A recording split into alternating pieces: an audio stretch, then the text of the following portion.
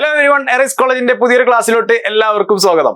സമൂഹശാസ്ത്രത്തിലെ social സയൻസിന്റെ 20ാമത്തെ chapter നമ്മൾ നോക്കാൻ പോകുന്നത് കേന്ദ്ര തലത്തിലുള്ള ഭരണം. ഇതിനു മുമ്പ് നമ്മൾ സംസ്ഥാന തലത്തിലുള്ള ഭരണത്തെ കുറിച്ച് നോക്കില്ലേ? ഇപ്പൊ നമ്മൾ നോക്കുന്നത് കേന്ദ്ര തലത്തിലുള്ള ഭരണമാണ്.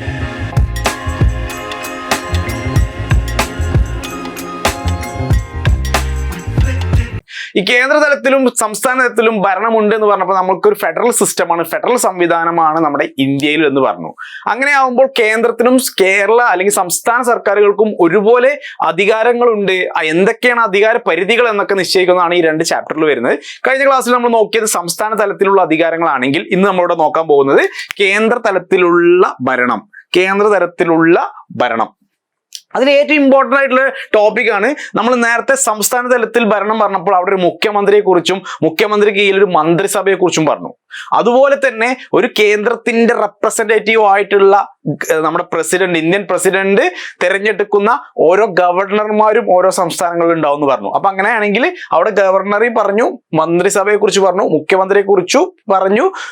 സെക്ഷനുകളിലൊക്കെ നമ്മൾ സംസ്ഥാന തലത്തിൽ എക്സ്പ്ലെയിൻ ചെയ്തപ്പോൾ ഇവിടെ നമുക്ക് വരുന്നത് പ്രസിഡന്റ് ആണ്. Indian president. Who is Indian president?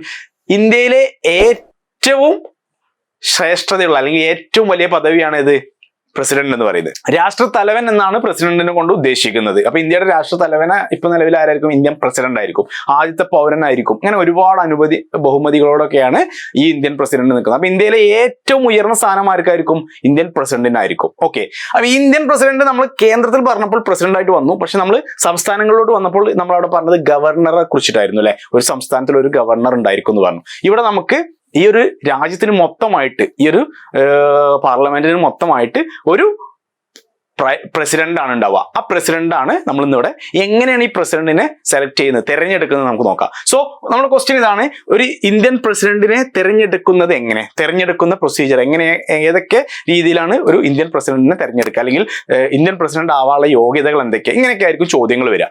ഈ ചോദ്യങ്ങൾ വന്നാൽ വളരെ ഈസി ആയിട്ട് നമുക്ക് എഴുതാൻ സാധിക്കണം. എന്താണ് ഒരു ഇന്ത്യൻ പ്രസിഡന്റിന്റെ കർത്തവ്യങ്ങൾ, ഇന്ത്യൻ പ്രസിഡന്റ് ആവാനുള്ള യോഗ്യതകൾ ഇങ്ങനെയാണ്. ഇന്ത്യൻ പ്രസിഡന്റ് ആവണമെന്നെങ്കിൽ ഇന്ത്യൻ പൗരനായിരിക്കണം. ഒരു ഇന്ത്യൻ സിറ്റിസണ് മാത്രമേ ഒരു ഇന്ത്യൻ പ്രസിഡന്റ് ഇലക്ഷനിൽ പങ്കെടുക്കാൻ പറ്റുള്ളൂ. അതുപോലെ തന്നെ മിനിമം 35 വയസ്സ് കഴിഞ്ഞിരിക്കണം. നമ്മൾ വോട്ടിംഗ് അവകാശമൊക്കെ 18 വയസ്സ് പറയുമ്പോൾ, അല്ലെങ്കിൽ നമ്മൾ ലോക്സഭയിലോട്ട് നിയമസഭയിലോട്ടൊക്കെ 25 വയസ്സ് പറയുമ്പോൾ, ഇവിടെ നമുക്ക് പ്രസിഡന്റ് ആവണമെന്നുണ്ടെങ്കിൽ 35 വയസ്സ് പൂർത്തിയായിരിക്കണം. അതുപോലെ തന്നെ വേറെ ഒരു ഗവൺമെന്റ് ജോബും ഉള്ള ആളായിരിക്കാൻ പാടില്ല.